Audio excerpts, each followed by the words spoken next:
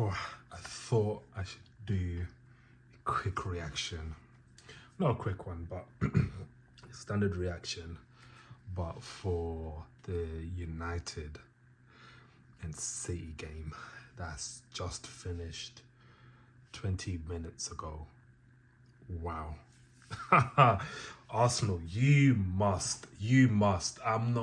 No draws, nothing but 3 points. This is where we see what Arsenal really made of. I mean, it was the same thing when City drew against Brighton.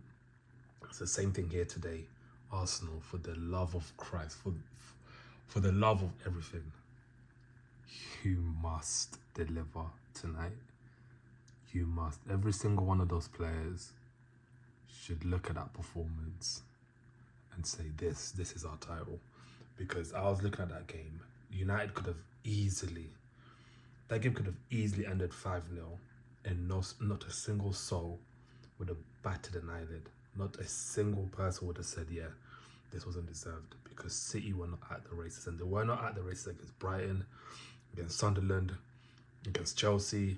Like, they've been playing like this for a good part of the season, and so have we, to be honest. But this is Arsenal's title, man. I'm sorry, but Villa playing tomorrow, so it even puts even more pressure on them.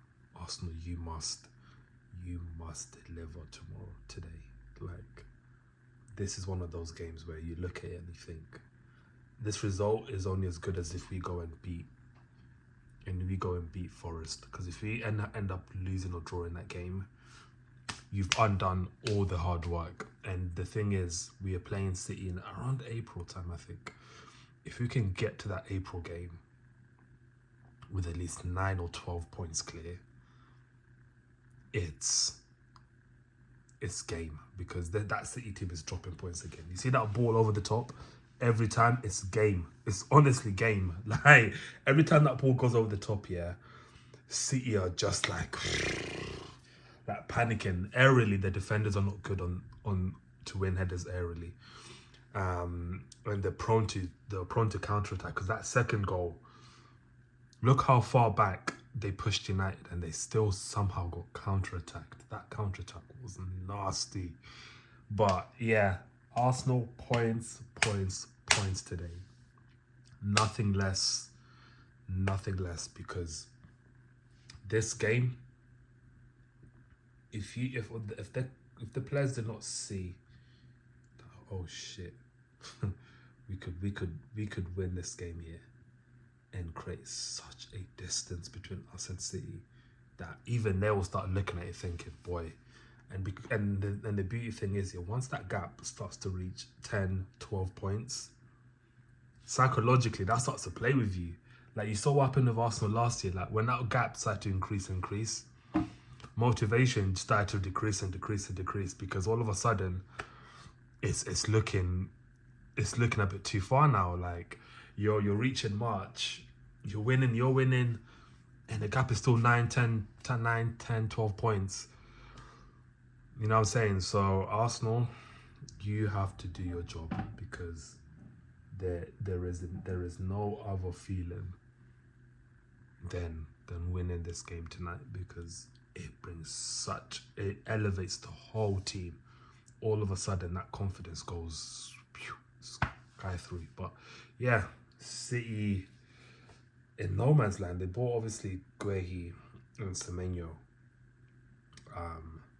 Guehi, I understand. Semenyo, I'm not fully understanding that Semenyo signing, because I just don't see it with him. Like, I think he's a good player, but I'm one of those ones where I just don't see it. Like, because what they can get with him playing on the left, I think Doku's better. I know he didn't have a good game today, and to be honest, most of the City players didn't really have a good game today, but what you get with Doku on that left side, and then what you get with Semenyo on that left side, but then what you get in Semenyo on the right, I don't think he improves their attack like that. But it's interesting though. It's interesting. I think at some point they will gel. I think every time I see Semenyo, I just think of Victor Moses. Like, and that's not even a disrespect at all, because when Victor Moses was playing, he came through as a winger, and then and then Conte revised them as a wing back, and Chelsea won the league. So it's not the worst thing in the world to see that. But Semenyo, I don't see it. I don't see it at this moment in time. But yeah, City are definitely beatable, man. And if any Arsenal fan thinks otherwise, I don't know what you're seeing. This is not the same City side, and we gotta capitalize, because it doesn't mean anything.